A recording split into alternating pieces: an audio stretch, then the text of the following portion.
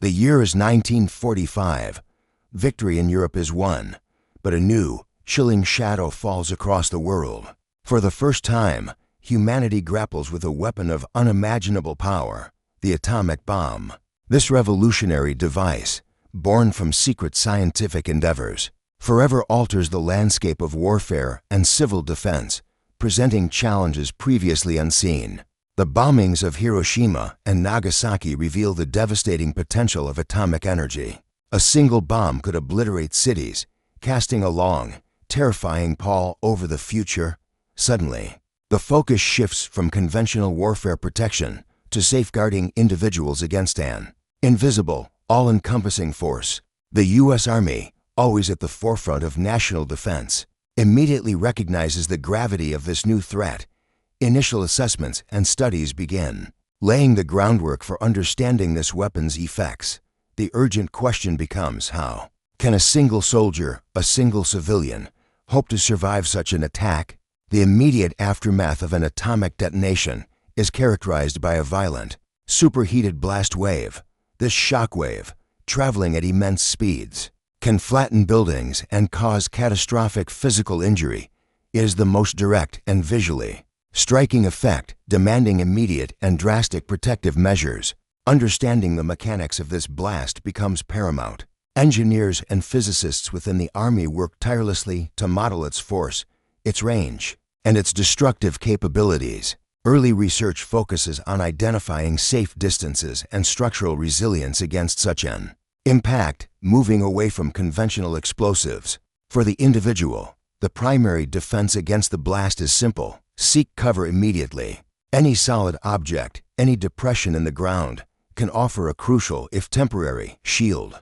This rapid, instinctive response is emphasized in early training protocols, highlighting the precious seconds available. Beyond the blast, an atomic explosion emits intense thermal radiation, a flash of heat so powerful it can cause severe burns at great distances.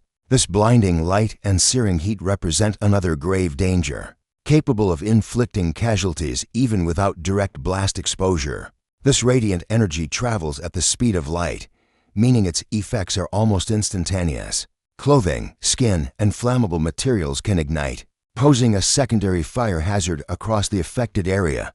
The sheer intensity of this heat challenged existing protection paradigms. Individual protection against thermal radiation involves shielding oneself from direct exposure to the flash. Even a thin opaque barrier can offer significant protection. Soldiers are instructed to turn their backs to the flash, close their eyes, and cover exposed skin.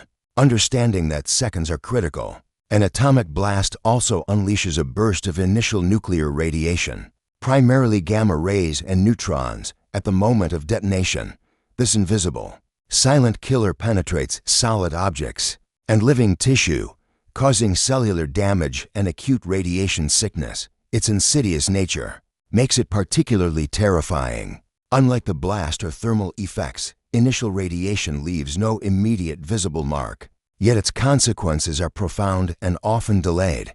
Scientists race to understand its behavior, its penetration capabilities, and its effects on the human body, conducting experiments in controlled environments. For individual protection, distance and shielding are once again key. However, for initial radiation, much denser materials are required. Even slight protection, such as being inside a building, can reduce exposure, but direct exposure within a certain radius is often lethal. Perhaps the most unique and enduring danger of an atomic attack is radioactive fallout. This consists of pulverized earth and fission products drawn into the mushroom cloud, then dispersed by winds, settling back to Earth as radioactive dust. Fallout can contaminate vast areas, posing a long-term threat. Unlike the immediate effects, fallout presents a delayed hazard, potentially affecting areas far from the detonation point. Its invisible nature and persistence mean that protective measures must extend beyond the immediate blast, requiring sustained vigilance and long-term planning. The U.S. Army quickly recognizes the need for guidance on fallout protection. Early efforts focus on understanding wind patterns, dispersal rates, and the decaying nature of radioactive isotopes. Sheltering becomes paramount, not just from the initial blast, but from the insidious dust. In the absence of purpose-built shelters, soldiers and civilians are taught to improvise. Any substantial structure or natural depression can offer a degree of protection. This pragmatic approach acknowledges that immediate, accessible solutions are often the only ones available in a crisis. Ditches, culverts, basements, and even overturned vehicles can provide critical shielding from blast, heat, and to some extent, initial radiation. The emphasis is on speed and utilizing the immediate environment effectively. Digging in becomes a literal survival strategy. U.S. Army training films and manuals frequently feature examples of such improvised cover, demonstrating how ordinary surroundings can be transformed into temporary sanctuaries. The message is clear: don't wait for perfect protection. Use what you have now. Two fundamental principles of atomic defense are distance and time. The further one is from the point of detonation, the less severe the effects. Every additional foot or yard dramatically decreases the destructive power experienced. Similarly, understanding the concept of radioactive decay over time is crucial for fallout protection. While initial fallout is highly dangerous, its intensity diminishes over hours and days. This temporal factor allows for calculated decisions about when it is safe to emerge or move. U.S. Army strategists incorporate these principles into their defense doctrines. Evacuation plans, shelter locations, and post-attack movement protocols are all designed with distance and time as critical variables, optimizing for survival in an unprecedented environment. While no conventional PPE can fully protect against a direct atomic blast, certain items offer critical secondary protection. Helmets, heavy clothing, and even simple dust masks play a role in mitigating specific effects and enhancing survival odds. Helmets, for instance, offer protection against flying debris and some blast overpressure. Heavy, light-colored clothing can reduce the severity of thermal burns. Simple respirators or improvised cloth coverings help filter radioactive dust particles, a key defense against internal contamination. The U.S. Army begins issuing specific guidance on the utility of existing equipment and explores the development of new, specialized gear. The goal is to maximize every small advantage, understanding that cumulative protection can be the difference between life and death. Post-attack survival extends beyond immediate physical protection to include sustaining oneself. Contamination of water and food supplies by radioactive fallout presents a significant challenge, demanding careful management and strict protocols. Fallout particles can settle on open water sources and agricultural fields, rendering them unsafe for consumption. The ingestion of radioactive materials can lead to internal radiation exposure, with severe long-term health consequences. The U.S. Army emphasizes the importance of stored, sealed provisions. Water in closed containers and food items with intact packaging are considered safer. Instructions include boiling water, if purification is impossible, and carefully decontaminating any exposed food surfaces. Exposure to radioactive fallout necessitates immediate decontamination. This process aims to remove external radioactive particles from clothing, skin, and equipment, preventing further exposure and internal absorption. Simple yet effective methods are taught: shaking out clothing, brushing off dust, and carefully washing exposed skin with soap and water. These procedures, while seemingly basic, are critical for reducing the overall radiation dose received by an individual. U.S. Army field manuals detail these decontamination steps, stressing thoroughness and minimizing the spread of contaminated materials. Soldiers are trained to treat any exposed surface as potentially radioactive, fostering a disciplined approach to personal hygiene in a contaminated zone.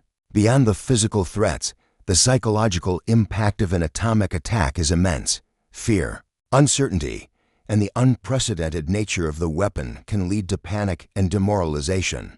Maintaining psychological resilience is as vital as physical protection. The U.S. Army recognizes that mental fortitude is a key component of survival. Training aims not only to impart practical skills, but also to instill discipline, teamwork, and a clear understanding of the threat, reducing the unknown and thereby mitigating panic. Leadership and camaraderie are emphasized as crucial for maintaining morale. Soldiers are taught to support one another, to follow orders, and to focus on immediate tasks. Providing structure and purpose in a chaotic environment, effective communication and a clear chain of command are paramount during and after an atomic attack. Disruption of traditional communication networks poses a major challenge, requiring redundant systems and adaptability. The U.S. Army plans for scenarios where conventional radio and telephone lines are compromised. Emphasis is placed on secure, short-range communication, runners, and prearranged rendezvous points. Maintaining contact with units and headquarters is crucial for coordinated response. Soldiers are trained to understand their immediate objectives and to act autonomously. If communications fail, relying on ingrained protocols, the ability to quickly re-establish command and control, is a cornerstone of post-attack recovery efforts. The scale and nature of casualties from an atomic attack demand extensive medical preparedness. Burns, trauma, and radiation sickness present a complex medical challenge, requiring specialized knowledge and resources. The U.S. Army Medical Corps rapidly adapts its training to include atomic attack injuries. Emphasis is placed on triage, basic first aid for burns and wounds, and understanding the symptoms and progression of radiation sickness. Self-aid and buddy aid become critical. Stockpiling of medical supplies, establishing emergency aid stations, and training personnel in mass casualty management are key components of this preparedness. The goal is to provide immediate care and stabilize the wounded under extreme conditions. Survival is only the first step. The long-term challenge lies in rebuilding and recovery. After an atomic attack, infrastructure will be devastated and environments will be contaminated. The U.S. Army, alongside civilian agencies, plans for these unprecedented challenges. Early planning involves strategies for debris removal, basic sanitation, and monitoring of radiation levels to identify safe zones. The sheer scale of destruction necessitates a coordinated, sustained effort to restore essential services and begin the arduous process of normalization. The psychological and societal impact of such an event is also considered. Support systems for survivors, community rebuilding initiatives, and long-term health monitoring become crucial for the affected population. The atomic bomb irrevocably changed the nature of warfare and the need for defense.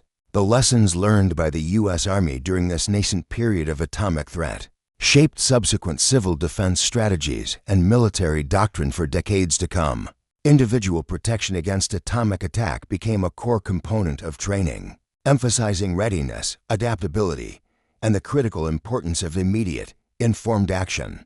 The focus shifted from solely offensive capabilities to also include robust defensive measures for all personnel. Though the methods and technologies evolved, the fundamental principles established in the immediate post-war era, understanding the threat, seeking cover, and preparing for the aftermath, remain foundational.